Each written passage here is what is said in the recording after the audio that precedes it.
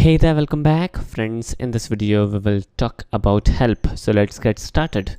Now in our previous video we have seen the help method, and for example we pass on len as a parameter, then definitely it will return a help, and it would be help on built-in function len in module built-ins length object return the number of items in the container. Very simple, right?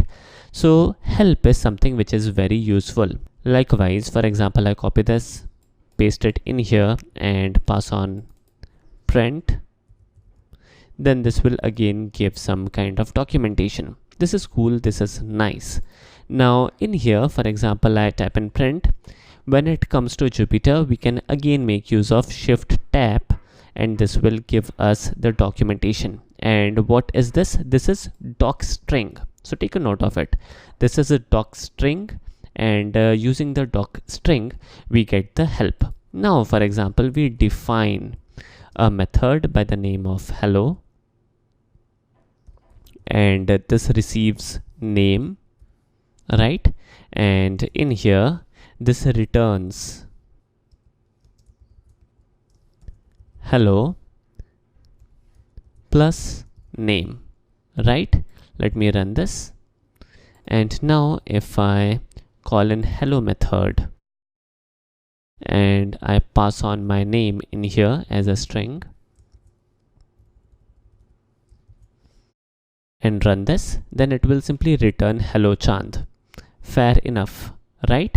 But for example, I call in help and pass in hello in here, then what happens is it won't give any help. There is no documentation available for this method, right? There is nothing. Again, for example, I type in hello and make use of shift tab. Again, there is nothing. What it will say? Signature docstring. There is no docstring. It will specify that this is a function, but there is no documentation provided. But for example, let me get rid of it. Let me copy this, let me paste it in here, let me redefine this method. In here there is something known as triple colons. So in here, for example, I make use of colon and colon again, and in here I make use of a statement which is this is a user defined method, pardon me, function. Function and method are one and the same thing. Let me run this, and now if I type in hello and use a shift tab, then we can easily make out that the docstring has been updated. This is a user defined function. So this is how we can define some documentation. In here we can again make use of colon, and we can say name is a variable. Now definitely this documentation is not very what we say useful, but it gives you the point how we can make things in here. So in here it is like name is a variable. Fair enough. Now friends, in here we can get rid of this double quotes again.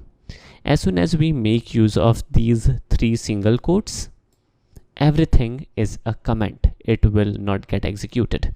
And now finally let me get rid of the shift tab thing. Let me directly pass on hello in here. Let me run this, and here is the documentation. This is a user defined function, name is a variable. Alright, so this is nice, and usually we can make use of any documentation based on your requirement, and in place of this single quotes can be make use of 3 times double quotes. Let me show you. Let me run this, and this is definitely possible. So in here either we can make use of 3 times single quote or double quotes in order to give some kind of documentation inside your function, and that is fairly straightforward and that is fairly legal. Alright, so before ending this video, let me also give you a very simple but useful information. Whenever there are variables, usually it is denoted by name of the variable, then colon, and then the description of the variable similar to this. So in here, check this out.